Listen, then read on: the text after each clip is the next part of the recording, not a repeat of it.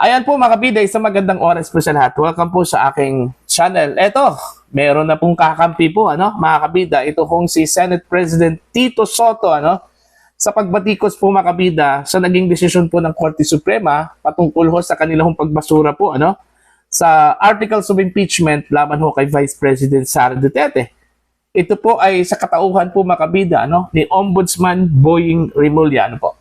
Sumang-ayon po ito hong si Rimulya mga kabida sa stand nitong si Senate President Tito Soto kung saan po ay binatikos po niya ito hong desisyon po ng SC Ayon po sa isang panayam po kay Rimulya mga kabida sa radyo, pinahina daw ng SC o Korte Suprema itong exclusive power daw ng House of Representatives na mag-initiate po ng impeachment proceedings laban ho sa sinuman pong impeachable official katulad na lang po ni Vice President Sara Duterte po mga kabida.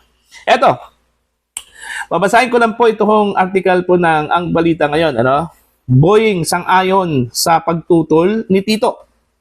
Taas ang nagpahayag ng pagsang-ayon si Ombudsman Boying Rimulya sa posisyon ni Senate President Tito Soto kaugnay ng desisyon ng Supreme Court of the Philippines na nadeklara bilang unconstitutional ang articles of impeachment laban kay Vice President Sara Duterte.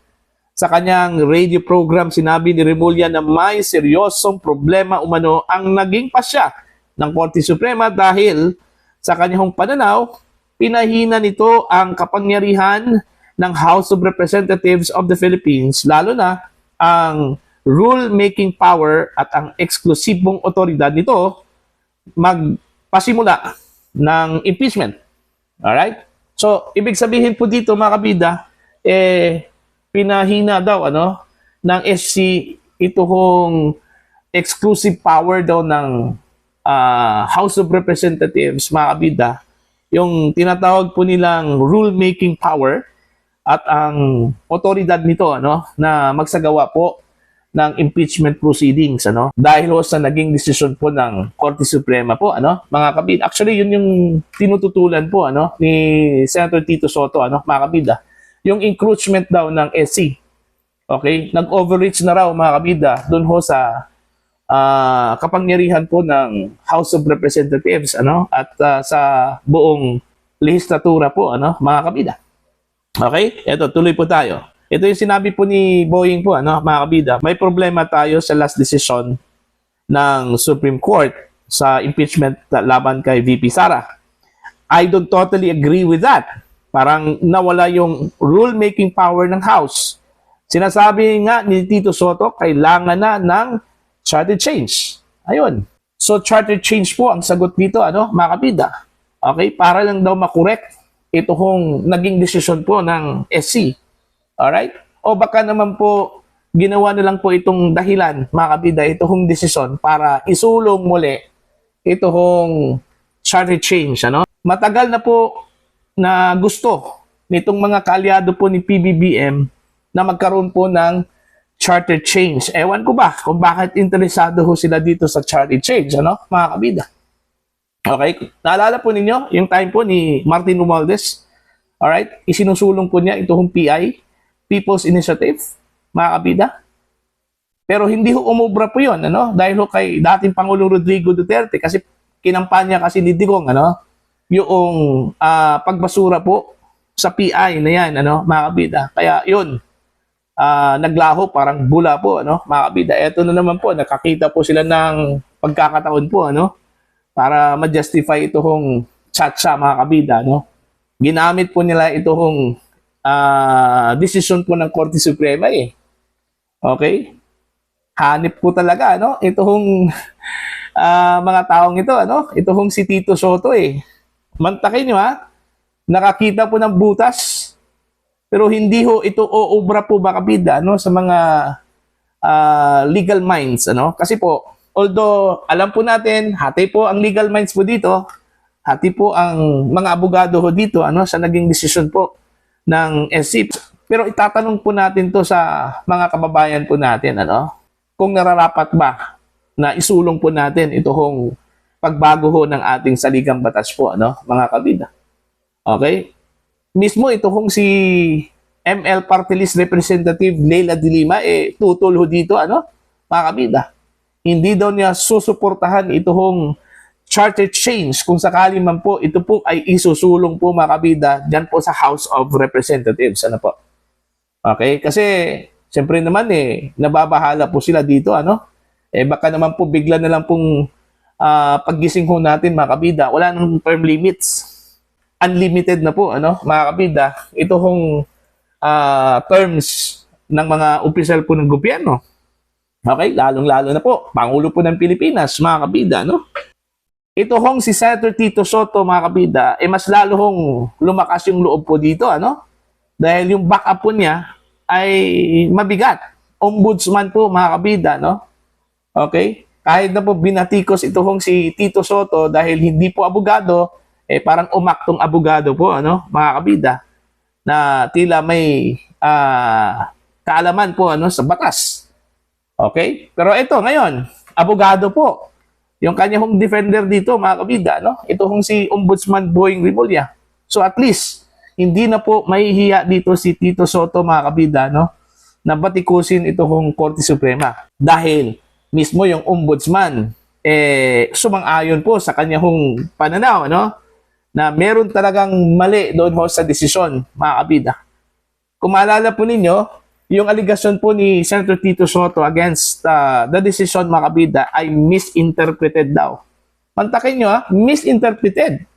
Okay? Nagkamali ang 13 maestrado po sa kanilang pag-interpret dito ho sa articles of impeachment po, mga kabida, laban ho kay Vice President Sara Duterte. Okay? So, sa madaling salita, mas magaling pa po ito hong si Tito Soto, mga kabida, kaysa dito ho sa mga maestrado po natin. Okay? Sana, nag-apply na lang po siya bilang Associate Justice po, mga kabida. At least man lang, magkakaroon po siya ng dissenting opinion po doon, na mali ang decision po ng majority po, ng members ng Korte Suprema, po, mga kabida, di ba? At least, may ukit yung kanyang opinion.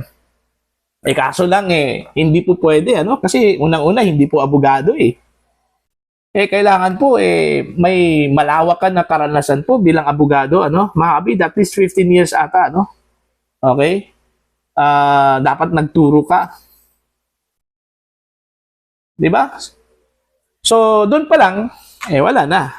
Kahit na po advisor, hindi ho papasa ito hong si Tito Soto, Halimbawa ho, mag-apply po siya bilang consultant o advisor ba, ng Korte Suprema, hindi ho pwede. Kaya nga, nagtataka din ako, dito kay Senator Tito Soto, ang lakas ng apog po, mga kabida. Nakuha po niyang batikusin po itong mga maestrado po ng Korte Suprema, Okay? Alam ko meron niyang advisor, may abogado o di kaya justice na advisor yang si Tito Soto. Kaya gano'n na lang po lakas yung kanyang loob, mga kabida. Alam ko duda po ako, mga kabida, na ito hong si Senate President Tito Soto, may mga advisors yan na mga abogado din, mga kabida. Okay? And most probably, baka yung mga bihasa po, sa Ligang Batas. Alright? Kaya gano'n na lang po lakas yung kanyang loob, mga kabida, na batikusin ito kung Korte Suprema po, Okay? Ang tapang po, sa totoo lang po, ang tapang po ni Senator Tito Soto dito ho sa issue po ng articles of impeachment dyan po sa Korte Suprema, mga kabida. Bilib po ako doon. Pero nawala yung bilib ko sa kanya. Kasi hindi niya ipinakita yung kanyang tapang dito ho sa issue po ng korupsyon sa flood control. Di ba? Dito lang po siya matapang sa impeachment against Vice President Sara Duterte. Bakit? Okay? Bakit po? Ganun po siya katapang po, mga kabida. Okay? Pero dito ho sa issue po ng bilyon-bilyong piso po, na nawala. At may mga namatay, dahil ho dito sa mga sakuna, na nangyari dahil sa kapalpakan po ng flood control projects, mga kabida, ng DPWH. Bakit tiklop ito kung si Senator Tito Soto po, ano? Hindi ko nakita yung tapang po niya dito, ano, mga kabida. Alright? So, para po sa inyo, mga kabida, ito hong pagkampi po, ano, ni Ombudsman Boying Rimulya sa pananaw po ni Senator Tito Soto, ano, mga kabida. What do you think? Okay? Nagkataon lang ba ito? O may grand design po, mga kabida, no? Kasi, alam naman po natin, na ito hong dalawa po, pabor talaga doon ho sa impeachment po, ano? Against the Vice President, ano po, mga kabida. Gusto hong humarap po sa impeachment proceedings at trial po, ano? Gusto po nila, mga kabida. Gusto po nila, mga kabida, ano? Na humarap ito hong si Vice President Sara Duterte sa impeachment trial. Yan po sa Senado. Kaya gusto ho nilang matuloy ito, mga kabida, ano, yung impeachment case, ano, against the Vice President of the Republic of the Philippines. Alright? Kaso lang, nasilat po, ano, sa Korte Suprema, mga kabida, pero meron pa man pong pagkakataon po, Okay? Meron pong pagkakataon, ano, mga kabida. Pwede pa naman pong i-refile yung complaint, pagkatapos ng 1-year ban, ano? Alright? Yung sinabi po ni Senator Tito Soto na impossible dream na raw, ito hong impeachment, mga kabida, ano, nagkamali po siya, Mismo yung dati hong Supreme Court Justice na si Adolf Ascuna, mga kabida, nagsabi na yung desisyon daw ng Korte Suprema, ano, mas pinadali daw yung proseso ho ng impeachment dito. Okay? Mas pinadali daw, ano ba yung sinabi po ni Tito Soto na impossible dream? Yung impeachment ngayon dahil ho dito sa naging desisyon po ng SC, ano, mga kabida. Okay? Kaya nga hindi ko naintindihan to, Ito hong si Senator Tito, ano ba talaga? Gusto niya ng impeachment against the Vice President? O gusto lang talaga nila, mga kabida, ano, na isulong ito hong pagbago ho ng ating saligang batas, ito hong tsatsa. Okay? Baka ito yung main agenda po nila, ano, mga kabida, na charter change. Kasi yung impeachment po, hindi pa po sigurado po, ano, na makonvict ito hong si Sara Duterte po, ano, mga kabida. Di ba? Sabi nga ng mga kritiko po, ng mga netizens, dito ho sa ginawang desisyon daw, ano, ng SC, at dito ho sa pag-react daw ni Tito Soto, mga kabida, lumabas daw totoong kulay. Totoong agenda daw, ano, ni Senator Tito Soto, mga kabida, which is ito hong pagsusulong po, ano, mga kabida, na baguhin po ang ating saligang batas. Remember, malapit na po matapos ang termino po, ano, ni Pangulong Ferdinand Bongbong Marcos. Okay, mga kabida. So, abangan po natin ang susunod na kabanata po, ano, kung talaga bang isusulong po ng grupo po ni Senator Tito Soto yung charter change.